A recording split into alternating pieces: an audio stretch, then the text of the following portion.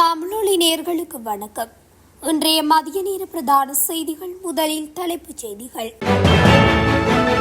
இலங்கையில் எச்சரிக்கை மட்டத்தில் கடும் வெப்பநிலை, பொதுமக்களுக்கு அவசர அறிவுறுத்தல். இழுத்து வரப்பட்ட ஆபத்தான நபர், பட்டாசு வெடித்து கொண்டாடிய மக்கள். தமிழர் பகுதியில் குடும்பஸ்தருக்கு நேர்ந்த துயரம், ஸ்தலத்திலே பிரிந்த உயிர். கொழும்பு கம்பகாவின் குடிநீரில் ஆபத்து, திடீரென விநியோகம் நிறுத்தப்பட்டமைக்கான காரணம். விவசாயிகளுக்கு இழப்பீடு வழங்குவதற்காக 3000 மில்லியன் ரூபாய் ஒதுக்கீடு. சுற்றுலா பயணிகளின் வருகையில் ஏற்பட்டுள்ள மாற்றம். 16 லட்சம் பெறுமதியான சட்டவிரோத மதுபானத்துடன் பெண்ணொருவர் கைது. மெட்ரோ பேருந்துகளை உள்ளடக்கி இலங்கையில் அறிமுகமாக உள்ள புதிய திட்டம். அதிகரிக்கும் மழையுடனான வானிலை, மக்களுக்கு வெளியான முன்னெச்சரிக்கை.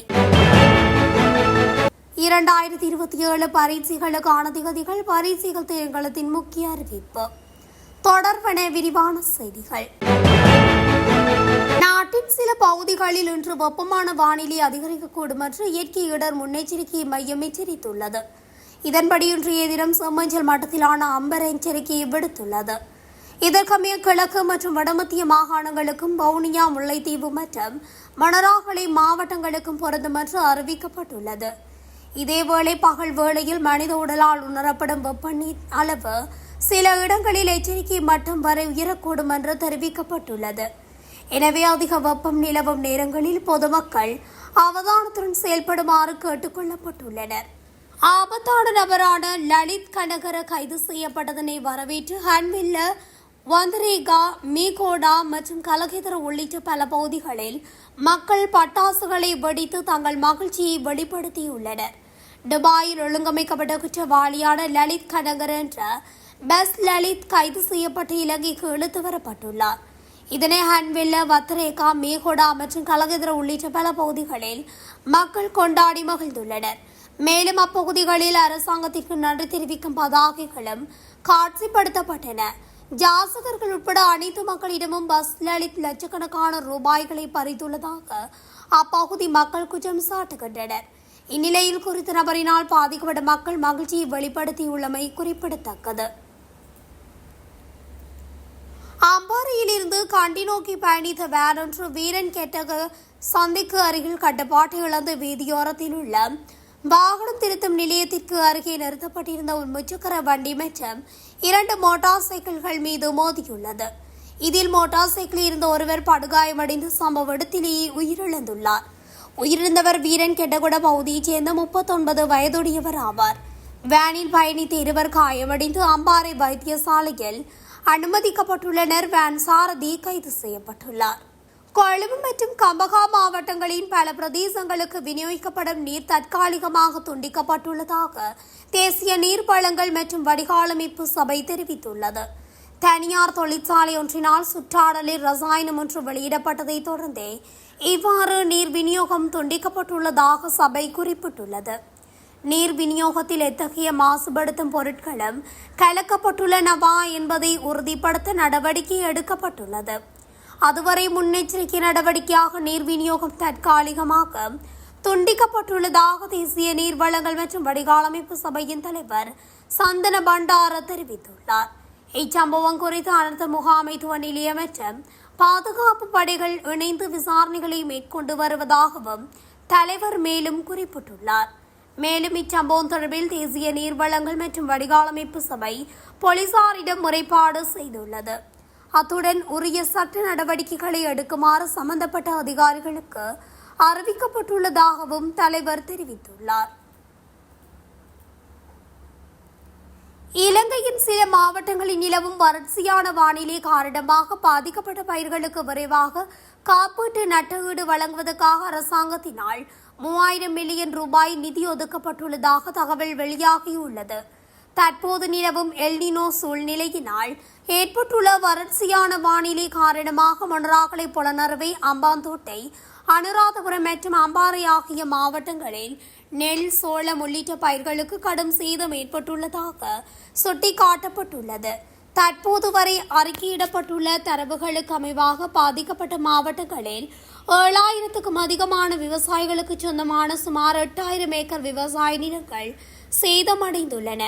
இதில் நெச்சைக்கு பாதிப்பாக அனுராதபுரம் மாவட்டத்தில் 1,923 ஏக்கர்களும், மொனராகலையில் 1,401 ஏக்கர்களும், பொலனறுவையில் 1,259 ஏக்கர்களும், அம்பாறையில் 1,055 ஏக்கர்களும், அம்பாந்தோட்டையில் 783 ஏக்கர்களும் சேதமடைந்துள்ளன. எனினும் விவசாய, கால்நடை, காலி மற்றும் நீர்ப்பாசன அமைச்சரின் அறிவுறுத்தலுக்கு அமைவாக இந்த சேதங்களை மதிப்பிடும் பணிகள் விரைவுபடுத்தப்பட்டுள்ளன. இதற்காக விவசாய மற்றும் விவசாய பாதுகாப்பு சபையின் கள அதிகாரிகளும், விவசாய அபிவிருத்தி திணைக்களத்தின் விவசாய ஆராய்ச்சி உற்பத்தி உதவியாளர்களும் அடங்கிய குழுவினர் பாதிக்கப்பட்ட விவசாய நிலங்களுக்கு சென்ற பரிசீலனைகளை மேற்கொண்டு வருகின்றனர். இந்த நிவாரண திட்டத்தின் கீழ் நெல், சோளம், பெரிய வெங்காயம், உருளைக்கிழங்கு, சோயா, மிளகாய் ஆகிய 6 பயிர்களுக்கு ஹெக்டேர் ஒன்றுக்கு 1,00,000 ரூபாய் வீதம் ஒரு விவசாயிக்கு அதிகபட்சமாக 5 ஏக்கர் வரை நட்டுஈடு வழங்க நடவடிக்கை எடுக்கப்பட்டுள்ளது. இதுவரை பயிர் சேதங்களை அறிவிக்காத விவசாயிகள் யாரேனும் இருப்பின் உடனடியாக விவசாய அபிவிருத்தி நிலையங்களில் பேணப்பட்டு வரும் சேத அறிவிப்பு பக்கத்தில் பதிவிடுமாறு அல்லது பிரதேச விவசாய ஆராய்ச்சி உற்பத்தி உதவியாளர் அல்லது கள அதிகாரிகளை சந்தித்து தகவல்களை வழங்குமாறு கேட்டுக் கொள்ளப்படுகின்றார்கள். மேலதிக தகவல்களை பெற்றுக்கொள்வதற்காக விவசாய மற்றும் விவசாய பாதுகாப்பு சபையின் 1918 என்ற குறுஞ்செய்தி அழைப்பு இலக்கத்தை தொடர்பு கொள்ள முடியும் என்று தெரிவிக்கப்பட்டுள்ளமை குறிப்பிடத்தக்கது. நடப்பாண்டில் நாட்டுக்கு வருகை தந்த சுற்றுலா பயணிகளின் எண்ணிக்கை 14,50,000 கடந்துள்ளதாக சுற்றுலா அபிவிருத்தி அதிகார சபை தெரிவித்துள்ளது. இதற்கமைய இவ்வருடம் ஜனவரி 1 முதல் ஆகஸ்ட் மாதம் 18ஆம் தேதி வரையான காலப்பகுதியில் 14,68,980 சுற்றுலா பயணிகள் நாட்டுக்கு வருகை தந்துள்ளதாக குறித்த புள்ளி விவரங்களில் இருந்து தெரிய வந்துள்ளது. இதேவேளை ஆகஸ்ட் மாதத்தின் இதுவரையான காலப்பகுதியில் மாத்திரம் 1,25,562 சுற்றுலா பயணிகள் நாட்டுக்கு வருகை தந்துள்ளனர். அந்த வகையில் இந்த ஆண்டின் இறுதிக்குள் 25 லட்சம் சுற்றுலா பயணிகளை நாட்டுக்கு வரவழைக்கும் அரசாங்கத்தின் இலக்கு எதிர்பார்க்கப்பட்ட காலத்துக்கு முன்னரே பூர்த்தி செய்யப்படும் என்று சுற்றுலா அபிவிருத்தி அதிகார சபை தெரிவித்துள்ளது. 16 லட்சம் ரூபாய் பெறுமதியான 1,20,000 மில்லி லீட்டர் சட்டவிரோத மதுபானத்துடன் பெண் ஒருவர் கைது செய்யப்பட்டுள்ளார். குறித்த பெண் கல்கிச பகுதியில் குற்றப்புலனாய்வு பிரிவினரின் விசேட சோதனை நடவடிக்கையின் போதே கைது செய்யப்பட்டுள்ளார். கைது செய்யப்பட்ட பெண் 31 வயதுடைய மொரட்டுவை கொரல்ல வெல்ல பெரேரா மாவட்டத்தைச் சேர்ந்தவர் என்ற விசாரணைகளை தெரிய வந்துள்ளது. இவர் ரத்மல்லானி கடற்கரை பகுதியில் வைத்து கல்கிச குற்றப்புலனாய்வு பிரிவினரால் கைது செய்யப்பட்டுள்ளார். கல்கிச குற்றப்புலனாய்வு பணியக பொறுப்பதிகாரியின் நேரடி மேற்பார்வை மற்றும் வழிகாட்டலின் கீழ் இந்த கைது நடவடிக்கை முன்னெடுக்கப்பட்டுள்ளது. கைது செய்யப்பட்ட சந்தேக நபர் கல்கிச காவல் நிலையத்தில் ஒப்படைக்கப்பட்டுள்ளதுடன் அவரை கல்கிச நீதவான் நீதிமன்றத்தை முன்னிலைப்படுத்த நடவடிக்கை எடுக்கப்பட்டுள்ளது. கொழும்பில் தற்போதுள்ள 121 மெட்ரோ பேருந்துகளை உள்ளடக்கி செப்டம்பர் மாத இறுதியிலிருந்து மெட்ரோ பேருந்து சேவையை விரிவுபடுத்த நடவடிக்கை எடுக்கப்பட்டுள்ளதாக போக்குவரத்து நெடுஞ்சாலைகள் நகர அபிவிருத்தி அமைச்சர் பிமல் ரட்நாயக்க தெரிவித்துள்ளார். சாதாரண பேருந்து பயணிகளை தவிர்த்து தற்போது சிற்றுந்துகள் மற்றும் முந்துருளிகள் போன்ற சொந்த வாகனங்களை பயன்படுத்துபவர்களை பொது போக்குவரத்துக்கு மாற ஊக்குவிப்பதே இந்த திட்டத்தின் பிரதான நோக்கமாகும் என்று அவர் சுட்டிக்காட்டியுள்ளார். கொழும்பு மெட்ரோ பேருந்து திட்டத்துக்காக அடையாளம் காணப்பட்டுள்ள சுமார் 240 பேருந்து நிறுத்தங்களிலும் ஃபாக் அண்ட் ரைட் முறைமை அறிமுகப்படுத்தப்படவுள்ளதாக குறிப்பிட்டுள்ளார். இதன் பின்னர் பயணிகள் தங்களது வாகனங்களை அங்கு நிறுத்திவிட்டு மெட்ரோ பேருந்துகளை பயணத்தை தொடரலாம் என்று குறிப்பிட்டுள்ளார். இதற்கமைய பேருந்து நிறுத்தங்களுக்கு அருகில் நிறுத்துமிட வசதிகளை ஏற்படுத்துமாறு உள்ளூராட்சி அமைப்புகள், வர்த்தகர்கள், காணி உரிமையாளர்களுக்கு அமைச்சர் கோரிக்கை விடுத்துள்ளார். பதிவு செய்யப்பட்ட நிறுத்துமிடங்கள், அங்குள்ள காலி இடங்களின் விவரங்களை நிகழ்நேரத்தில் காட்டும் செயலி ஒன்றிய நகர அபிவிருத்தி அதிகார சபை அடுத்த சில மாதங்களில் அறிமுகப்படுத்தும் என்று குறிப்பிட்டுள்ளார். இதன் மூலம் பயணிகள் வீட்டில் இருந்தபடியே வாகன நிறுத்துமிட முன்பதிவை சரிபார்க்க முடியும். வாகன நிறுத்துமிட கட்டணங்களை சம்பந்தப்பட்ட உள்ளூராட்சி மன்றங்கள் தீர்மானிக்கும் மற்றும் இணையவழி செலுத்தல் முறைகள் எளிதாக்கப்படும் எனவும் குறிப்பிட்டுள்ளார். இதேவேளை அமைச்சரவையின் ஒப்புதலுடன் அடுத்த ஆண்டில் காலி, கண்டி, யாழ்ப்பாணம் ஆகிய நகரங்களுக்கு மெட்ரோ பேருந்து சேவையை விரிவுபடுத்த அரசாங்கம் திட்டமிட்டுள்ளதாக தெரிவிக்கப்பட்டுள்ளமை குறிப்பிடத்தக்கது. சப்ரகமுவ மேல் மற்றும் வடமேல் மாகாணங்களிலும் அத்துடன் கண்டி கனுவரெலியா காலி மற்றும் மாத்தறை மாவட்டங்களிலும் அடிக்கடி மழை பெய்யக்கூடும் என்று வளிமண்டலவியல் திணைக்களம் தெரிவித்துள்ளது. இதன்போது சில இடங்களில் 75 மில்லிமீட்டரிலும் கூடிய ஓரளவு பலத்த மழை பெய்யும் என்றும் தெரிவிக்கப்பட்டுள்ளது. இதேவேளை அம்பாறை, மட்டக்களப்பு, மொனராகலை மாவட்டங்களின் சில இடங்களில் பிற்பகல் 2 மணிக்கு பின்னர் ஆங்காங்கே இடியுடன் கூடிய மழை பெய்யக்கூடிய வாய்ப்புகள் காணப்படுவதாக தெரிவிக்கப்பட்டுள்ளது. நாட்டின் ஏனைய பிராந்தியங்களில் வறட்சியான வானிலை நிலவும்.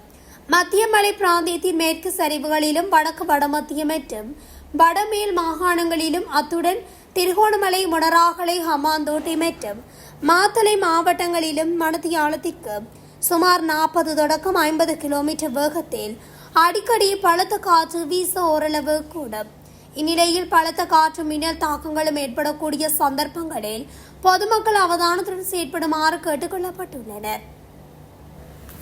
2027 ஆண்டு நடைபெறவுள்ள முக்கிய பாடசாலை பரீட்சைகளுக்கான திகதிகளை பரீட்சைகள் திணைக்களம் அறிவித்துள்ளது. அதன்படி பரீட்சைகள் ஆணையாளர் நாயகம் AKS இந்திகா குமார் லியனகே இந்த அறிவிப்பை வெளியிட்டுள்ளார். இதன்படி தரம் 5 புலமை பரிசில் பரீட்சை 2027 ஆண்டு ஆகஸ்ட் 1 நடைபெறவுள்ளது. அதேவேளை காபோதோயதர பரீட்சை ஆகஸ்ட் 3 முதல் 28 வரை நடைபெறவுள்ளதாக அறிவிக்கப்பட்டுள்ளது. மேலும் பொது தகவல் தொழில்நுட்ப பரீட்சை அக்டோபர் 24 நடைபெறவுள்ளது.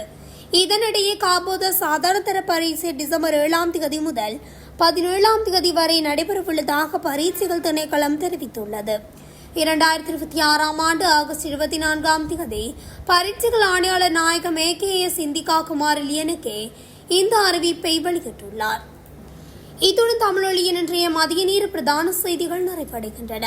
தொடர்ச்சியாக செய்திகளை அறிந்து கொள்ள தமிழொலி ஊடகத்துடன் இணைந்திருங்கள். நன்றி, வணக்கம்.